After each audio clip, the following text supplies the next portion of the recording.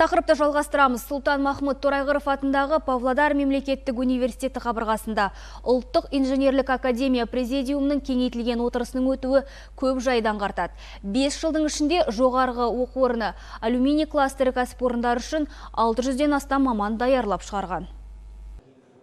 Кездесуді ұйымдастырудағы басты мақсат ертіс өңірінің кен байыту комбинаттарының мысалында ел экономикасын дамытудың мүмкіндіктерін байыптау. Аймақта алюминий өнеркәсібі қарқын алып отыр. Осы реттегі алға қойылған бірқатар міндеттерді тиімді әрі жылдам шешу үшін де Павлодар мемлекеттік университетінде Ұлттық инженерлік академия өкілдері бас қосты. Облыстық әкімдіктің қолдауымен және Сұлтан Махмұд Торайғыров атындағы университет басшылығының көмегінің арқасында бұл тек Ұлттық инженерлік академия үшін ғана емес, Қазақстанның бүкіл ғылыми қоғамдастығы үшін де маңызды оқиға болып табылатынын атап өту керек.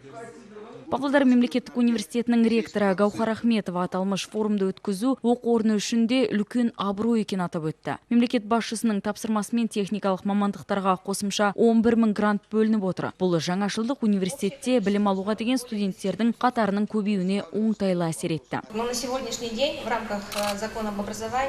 Бір курста 1200-ден астам студент білім алуда. Қазіргі таңда жұмыс берушілердің өтініші бойынша білім беру бағдарламаларын бірлесіп әзірлеуде. Гаухар Ахметова сонымен қатар 5 жыл ішінде Павлодар мемлекеттік университеті алюминий кластерлік кәсіпорындар үшін 600-ден астам маман дайындағанын атап өтті. Студенттермен қатар білім ошағында оқытатын ұстаздар да кәсіпорындармен тығыз байланыс жасап, біліктіліктерін шыңдайды. Өндіріс қызметкерлері дәріс оқып қана қоймай, сонымен қатар диссертациялар мен магистрлік жұмыстардың жетекшілері болып табылатынын атап өткен жөн. Марина Сахарова, Мұрат Әбілмәжит, Қанат Ахметжанов, ертіс ақпарат.